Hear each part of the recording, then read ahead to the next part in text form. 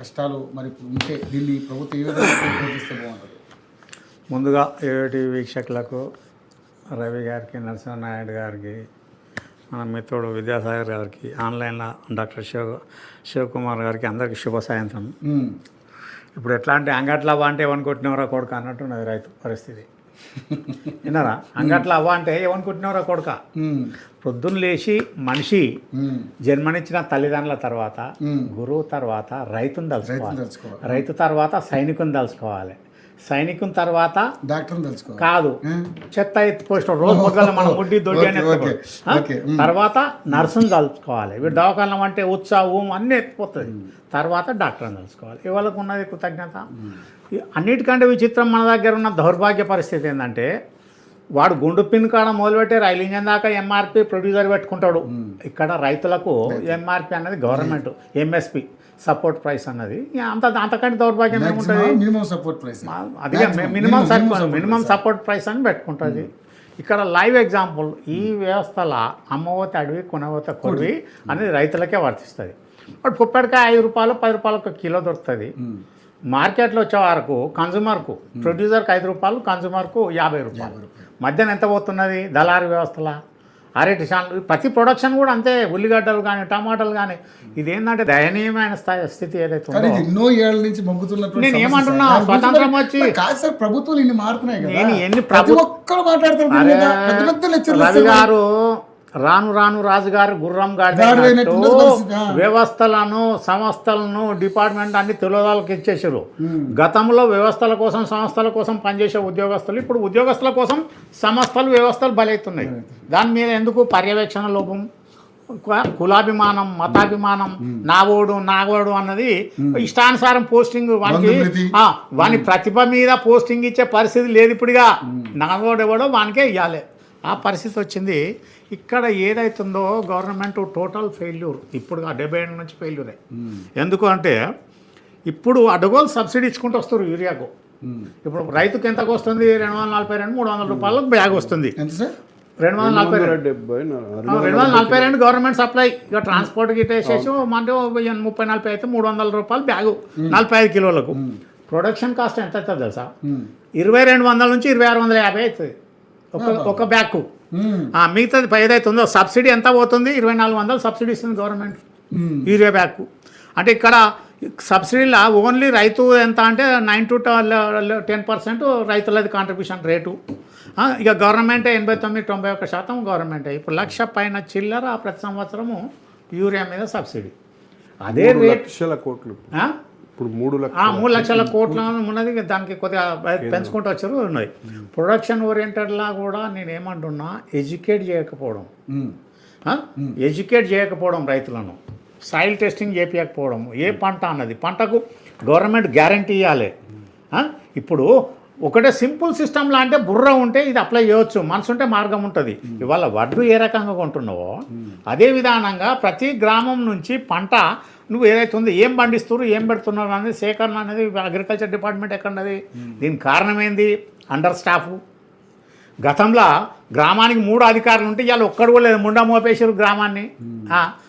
ఏది 4-5 గ్రామాలకు ఒక్కడు, 5 గ్రామాలకు ఒక్కడు. ఆ విఆర్ఓ సిస్టమ్ అనేది కూడా లేదు. ఎవరికి పట్టింపు లేదు, ఎడ్యుకేషన్ లేదు. మొట్టమొదట యూరియా తగ్గియడానికి ఏదైతే ఉందో నేను చెప్తాను. నాకు కూడా వ్యవసాయం మొత్తం నువ్వు కూడా నాగలు దున్నిన. నాగలికి ఏముంటాయి అన్నది వీళ్ళకు తెలుసో తెలియదు విద్యాసాగర్. కానీ నాగలకు మొదలు మనం పట్టుకునేది పట్టుకామంటారు. దాని తర్వాత పాలె ఉంటుంది. పాలె కింద ఏదైతుందో నాగటి కోల, దుంపకు కర్రకు కొండి, అది దాని వారినే కానీ ఇవన్నీ ఉంటాయి. చాలామంది తెలియదు నాగాలు అన్నది. ఇప్పుడు మర్చిపోయారు కదా, నాగాలు అంటే ఎగ్జిబిషన్లో చూడాలి ఇప్పుడు. అయితే ఈ రకంగా వీళ్ళని ఎడ్యుకేట్ చేయాల్సిన పరిస్థితి ఏదైతే ఉందో, గతంలో పచ్చిరెట్ట ఎక్కువ వాడేది. చిత్పల్ కొమ్మలు, కానుగు పొరక, చిత్పల్ పొరక, తంగేడి పొరక, తర్వాత ఇది జన్ము ఇది అదేమో లైవ్ గ్రీన్ మాన్యూర్లో జన్ము జీలుగా 2 వేయాలి. పెసర్లేసేది. ఇవన్నీ మర్చిపోయారు. ఏ పుణ్యానికి వచ్చింది ఆ గోలు వస్తే వచ్చే సార్లు రాని ఎకరాన 3 చాలుతారు. వీళ్ళు పంజాబ్ హర్యానా తీసుకుపోయి వాళ్ళ భూములు ఏ రకంగా మొత్తం సప్పబడిపోయినాయి అనేది చూస్తే కదా తెలుస్తుంది కదా. అదొకటి. అడ్డగోలు వరి పండియడానికి కారణం ఏంటంటే ఈజీ క్రాపింగ్ ప్యాటర్న్ అయిపోయింది, కోతుల బాధ ఎక్కువ అయిపోయింది, కొనడం గవర్నమెంట్ చెప్తే పోతుంది. అది ఈ రకంగా ఇప్పుడు ఇవాళ దుబాయ్ వాడు ఇండియాకి వెళ్ళి పెండ ఇంపోర్ట్ చేసుకుంటాడు, అమెరికా వాడు పెండ ఇంపోర్ట్ చేసుకుంటాడు, మన పెండ అక్కడ పోతుంది, పశువుల పెండ. అది ఈ రకంగా ఉన్నది. ఇలా బీఫ్గా 12 కంపెనీలు బీఫ్ ఎక్స్పోర్ట్ కంపెనీస్ ఉంటాయి ఇండియాలో, 9 మంది హిందూ కొడుకులే, హిందువులే, 9 మార్వాడోళ్ళు జైన్లు వాళ్ళే, ఒక 3 ముస్లిమ్స్ డీల్ చేస్తారు. 12 ఫ్యాక్టరీలు, ఎన్ని లక్షల జీవాలు పాపం పశువులు వాటిని కోసి పైసల కోసం అమ్ముకుంటారు. అంటే మనం ఏ స్థాయిలో ఉన్నాం, ఎంత దౌర్భాగ్య పరిస్థితులు ఉన్నాం. వ్యవసాయం మీద వీళ్ళకి ఒక పట్టింపు అన్నది నేను చెప్తా చూడు. డిస్ట్రిబ్యూషన్ సిస్టమ్ ఎట్లా చేయాలి? ఇప్పుడు నువ్వు వడ్డీ ఎట్లా కొంటున్నావు, ఐకేపీలో కొంటున్నావు కదా, ప్రతి గ్రామానికి నువ్వు బాజాప్తా సెంటర్ పెట్టు, రిక్వైర్మెంట్ పెట్టు, గ్రామ ఇన్ఛార్జిని పెట్టు, ఎంత పడుతుంది ఏముండదు ఎవరికి అన్నది, పర్ ఎకర్ ఎంత అన్నది సీలింగ్ పెట్టాలి కదా. ఇష్టానుసారం ఇచ్చడు కాదు కదా. గ్రామము ఉన్న తర్వాత పిఎస్సిఎస్ ఉన్నాయి, అగ్రికల్చర్ కోఆపరేటివ్ సొసైటీ గోడౌన్స్ ఉన్నాయి, ఆడబెట్టు, తాలూకా గోడౌన్స్ ఉన్నాయి, ఆడబెట్టు. డిస్ట్రిబ్యూషన్ సిస్టమ్ నీకు ఫేర్ ప్రైస్ షాపే ఉన్నది కదా, మంది దాకా అవసరం లేదు. నువ్వు అయితే బియ్యం ఎట్లా డెలివరీ చేస్తున్నావు అట్లనే కూడా ఫెర్టిలైజర్ కూడా డంప్ చేయి, వానికి సిస్టమ్ ప్రకారం ఎకరానికి ఇంత అన్నది పెట్టు, లిస్టు తయారు చేయి. నువ్వు మొదలే లిస్టు తయారు చేసుకో. ఆ ఊర్లో రైతులు ఇష్టం ఉన్నట్టు మారారు కదా, ఒక రైతుకు ఎన్ని ఎకరాలు ఉన్నది, ఎన్ని బస్తాలు కావాలి, ఇండెక్స్ పెట్టేసి ఆ ప్రకారం నువ్వు సప్లై చేస్తే సిస్టమ్ అనేది కంటిన్యూ నడుస్తుంది కదా. అది ఇచ్చిపెట్టి ఇష్టానుసారం ఏ ఒక్కరిని కూడా ప్లానింగ్ లేదు. అగ్రికల్చర్ డిపార్ట్మెంట్లు ఇప్పుడు ఏమైంది, director of agriculture, director of horticulture, director of sericulture, ఇవన్నీ డైరెక్టర్లు అన్ని పీకేసి ఒకటే డైరెక్టర్ని పెట్టాలి. అన్ని agriculture department, revenue department total ఇక్కడ జీరో అయిపోయినాయి. అటువంటి అప్పుడు వీళ్ళకి ఇప్పటి కూడా ఫ్రీగా అడ్డగోలు యూరియా సబ్సిడీ ఇచ్చేవాళ్ళు, జీలుగు విత్తనాలు సప్లై చేయి, జన్ప విత్తనాలు సప్లై చేయి, పెసర్లు సప్లై చేయి, ఫ్రీ సబ్సిడీ లేకుండా ఫ్రీ. ఎకరాన్ని ఎంత అన్నది వాళ్ళకి లేదు, ఇచ్చేసి ఎన్ని ఎకరాలన్నది ఏం కావాలి తీసుకుపోవాలి, వేయాలి. ఈ మానిటరింగ్ సిస్టమ్ పెట్టి నువ్వు గ్రీన్ మాన్యూర్ని డెవలప్ చేయక ఇష్టం ఉన్నట్టు అగ్గో వస్తుంది కదా అని 2600 రూపాయల యూరియా బ్యాగు నీకు 300లకు వస్తుంది, 2300 గవర్నమెంట్ బొక్క పెట్టుకుంటుంది కదా. ఈ రకంగా సిస్టాన్ని నువ్వు డిస్ట్రిబ్యూషన్ సిస్టాన్ని ప్రతి గ్రామానికి 2 గ్రామాలకు ఒక గోడౌన్ కట్టును, గవర్నమెంట్ పైసలు దిక్కులేవా, వరల్డ్ బ్యాంక్ అప్పు తీసుకోరి. ఇవన్నీ తీసుకొని ప్యాటర్న్ విధానం ప్రతి ఒక్కటి ఏదైతుందో కోతుల బెడద మొదలు అవాయిడ్ చేయాలి. కోతులతోని ప్రతి గ్రామంలో భయంకరమైన సిచ్యువేషన్. సొసైటీ గోదామ్స్ ఉన్నాయి, నేను ఎక్కడో ఉన్నాయి కానీ వాడకం లేదన్నది కదా. వాడుకోడు కాదు, నిర్మూలించుడు కాదు. నేనేమంటున్నా, జనారణ్యాలకు రావాలంటే స్టెరిలైజేషన్ చేయాలి. వాటి కుక్కలకు గది చేసినట్టు వాటికి కూడా ప్రొడక్షన్. ఎందుకంటే అది సంవత్సరానికి 2 ఈతలు ఇంతది కోతి. ఒక్కొక్కటి అంటే 2 అంటే ఎట్లా పాపులేషన్ ఏ రేస్లో పోతుంది, పెరుగుతూ ఉంటుంది. వాటికి కూడా డిసీజ్ రావా, ఇండాలకు వచ్చి బోర్లు పోతే వండిన కుండల కాడికి అది అన్నం గిన్నెల కాడికి ఎత్తుకపోతాయి. ఫుడ్ బాక్సులు గ్లాసులు ఉంటే మొత్తం ఎత్తుకపోతాయి. రావాలంటే భయం. అటువంటి అక్కడ నువ్వు ఒక్క గిన్నె ఏళ్ళు అయింది, వాళ్ళు 12 ఏదైతే తెలంగాణ అయినాక కూడా 9.5 ఏళ్ళు వాళ్ళు ఉన్నారు. తర్వాత వీళ్ళు 2.5 దాదాపు 12 ఏళ్ళు దాటిపోయింది. 12 ఏళ్ళ నుంచి వన్యమృగాలకు ఎట్లా బయటకు పెట్టాలన్నది దానికి ఒక సమిష్టి. ఇప్పుడు జస్ట్ హైడ్రా పెట్టుకున్నాడు, హైడ్రా టైపులనే ఈ ఫారెస్ట్ ఏదైతే ఉందో ఫారెస్ట్ డిపార్ట్మెంట్తో పెట్టుకొని అడవి జంతువులను ఏ రకంగా దాన్ని ఊర్లకు రాకుండా చేయాలన్న దాని మీద ఒక సమగ్రమైన ప్రణాళిక లేదు, పట్టింపు లేదు. ఇది ఈ రకంగా వీళ్ళు ఇచ్చుకుంటూ పోతుంటా ఉంటే ఇప్పుడు సాయిల్ టెస్టింగ్ పెట్టాలి లేదు, ఏ క్రాప్ వేయాలి లేదు, ఉల్లిగడ్డ ఎక్కతాకేసారు అటపోతుంది. ఇక్కడ రైతుకు గ్యారంటీ ఏమి ఇవ్వాలంటే ఏ పంట వండినా గవర్నమెంట్ కొనే గ్యారంటీ ఇవ్వాలి. ఏది కానీ అది అట్లా గ్యారంటీ ఇచ్చేసి దానికుంటే రైతు నష్టపోడు. సూసైడ్లు ఎందుకు అవుతున్నాయి? ప్రతి క్రాప్ అన్న దాని మీద రైతులను ఎడ్యుకేట్ చేయకపోవడము. నేను రవి అయిపోలే వాళ్ళంతా నాకు టైం ఇవ్వలేను కానీ వాళ్ళను ఎడ్యుకేట్ చేయడానికి సపోజ్ మిర్చి పండిస్తున్నారు, వాళ్ళని ఎంకరేజ్ చేయి. పత్తి అన్నది ఒక లిమిటెడ్ పెట్టాలి. కాటన్ ఇవ్వాలి. ప్రతిరోజు సంవత్సరంలో కొన్ని మిలియన్ టన్స్ కాటన్ బట్టలు చెత్త చెదారం వేసి అది గ్లోబల్ ఎన్విరాన్మెంట్ మీద ఒక బర్డెన్ అవుతుంది. ఎందుకు కాటన్ వండియాలంతా? కాటన్ బదులు కందులేయు, వెయ్యరు, మినుములు వెయ్యరు. ఇవన్నీ అది ఆయిల్ సీడ్స్ ఇంపోర్ట్ చేసుకుంటున్నాము, కందిపప్పు ఇంపోర్ట్ చేసుకుంటున్నాము. ఇవన్నీ అదైంది. ఇప్పుడు తెలంగాణలో ఒకప్పుడు హైదరాబాద్ చుట్టుపక్కల అంగురు తోటలు ఉండే, ఇవాళ సింగిల్ తోట లేదు అంగురు తోట, మొత్తం బ్రష్ పట్టిపోయింది. ద్రాక్ష తోట అనేది లేదు మొత్తము. నేను చెప్తున్నా 20-30 మేడ్చలేంది, శంషాబాదు, కొంపల్లి కాదు, బోయినపల్లిలో కూడా ఉండే సరోజిని పుల్లారెడ్డి వాళ్ళది.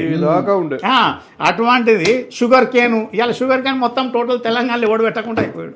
నేను మొన్న అస్సాంలో వేసాను కదా 12th నుంచి 20th దాకా, మొత్తం మొక్కజొన్న వేసారు వాళ్ళు. సెకండ్ క్రాపు ఎక్కడ చూడు నువ్వు 1000 ఎకరాలు 1,00,000 ఎకరాలు. అరుణాచల్ బార్డర్ కాడ మొదలు పెడితే నేను గౌహతి దాకా చూసిన, మొత్తం ఎక్కడ చూడు మొక్కజొన్న.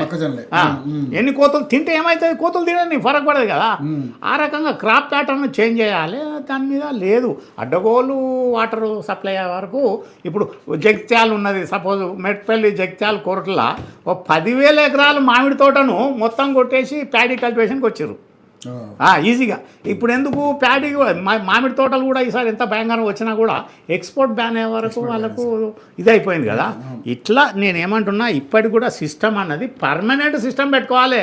హైడ్రా టైప్లా నువ్వు ఫెర్టిలైజర్ డిస్ట్రిబ్యూషన్కు ఫేర్ ప్రైస్ షాప్ ఎట్టుందో, ఇప్పుడు ఏదైతే ఉందో మన రేషన్ దుకాణం టైప్లో వీళ్ళు ఒక మోడల్ చూసి పెట్టుకొని అది ఒక మహిళా సూపర్ బజార్ లాగా పెట్టుర్రి, ఉమెన్స్కి ఇచ్చేసి వాళ్ళతో డిస్ట్రిబ్యూషన్ సిస్టమ్ లోకల్లా ఈ లంగదందాలు ఉండవు కదా, బ్లాక్ మార్కెటింగ్ ఉండదు. అదే అనకుండా ఇంకొకటి వాళ్ళని ఎడ్యుకేషన్ చేయాలి. ఎక్కువ వస్తే పంట భూమి నాశనం అవుతుంది అన్నారా, సారవంతమైంది పోయి నిస్సారవంతం అవుతుంది. దానికి ఇగో నువ్వు ఇట్లా చెయ్యి ఎడ్యుకేట్ చేయాలి. ఈ సబ్సిడీ ఇచ్చే బదులు దానికి సీడ్ సప్లై చేయాలి, కల్టివేషన్ సప్లై చేయాలి, క్రాప్ ప్యాటర్న్ సప్లై చేయాలి, ప్రొడక్షన్ గ్యారంటీ ఇవ్వాలి. ఒకవేళ నువ్వు క్రాప్ ఇన్సూరెన్స్ చేయాలి, డ్యామేజ్ అయ్యి ఒకసారి ఏమవుతుందంటే చీడ కలుగుతుంది, మొత్తం 1000 ఎకరాలు 1,00,000 ఎకరాలు కూడా కొట్టుకపోతుంది. నేను కంది చేను ఇక్కడ పరిగి తహసీల్దార్ ఉన్నప్పుడు కంది మొత్తం ఊడ్చుకపోయింది, వికారాబాద్ డివిజన్ నవాబాద్ ఊడ్చుకపోతే మొత్తం కాంపెన్సేషన్ ఏమిస్తే ఏమవుతుంది, మన విత్తనాల మందం కాదు. ఇక్కడ ప్రొడక్షన్ కోసము రైతును కాపాడుకోకపోతే ఇంకొక 15-20 ఏళ్ళ తర్వాత అఘోరమైన, అది చాలా అధ్వాన్నమైన పరిస్థితి వస్తుంది. మన దగ్గర ప్రొడక్షన్ మొత్తం పోతుంది. జనాభా పెరిగింది, 145 కోట్ల జనాభా పెరిగింది. ప్రొడక్షన్ ఇప్పటికి కూడా అన్నిటి మీద ఇంపోర్ట్ మీద వస్తూ ఉన్నాము. అది సెల్ఫ్ సస్టైనింగ్. దాని మీద అగ్రికల్చర్ ప్లానింగ్ ఇంపార్టెంట్. 80% మన మిత్రులు 80% అగ్రికల్చర్ ఎన్నడు ఉండే, మేము చదువుకున్నప్పుడు నెక్కర్ కట్టుకున్నప్పుడు ఉండే. ఇప్పుడు ఎవడు 60% పడిపోయింది. ఓన్లీ 20-30% అది కూడా ట్రాక్టర్లు దున్నాలి, హార్వెస్టర్లు కొయ్యాలి. మాది ఏది మన గులిక మందులు ఏది గడ్డి రాకుండా గులికలు చల్లాలి, అడవులు పెస్టిసైడ్స్ పడాలి. ఈ రకమైన పరిస్థితి వస్తుంది.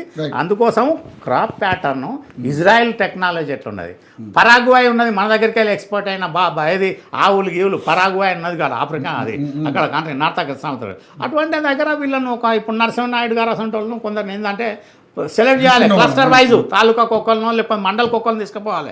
రోల్ తీసుకుపోయి వాళ్ళు ఎట్లా అగ్రికల్చర్ ఏమున్నదని మీద ప్లానింగ్ ఉండాలి. ఇక్కడ అవన్నీ ఏముండదు. టూర్లు పోమంటే ఒక మినిస్టర్ సీఎం పోతుండే సీఎం వెనక ఒక మొత్తం బృందము, ఒక మొత్తం 100 మాగదులు, మొత్తం వాళ్ళకే సరిపోతుంది. అక్కడ టెక్నాలజీ కానీ లేకపోతే ఏమున్నది దాని మీద ఏమున్నది. వీళ్ళు పోయి చూసేస్తే ఏమున్నది, సీఎం నాగలు దున్నేది ఉందా, సీఎం ఎంట పోయినట్టు దున్నేది ఉందా.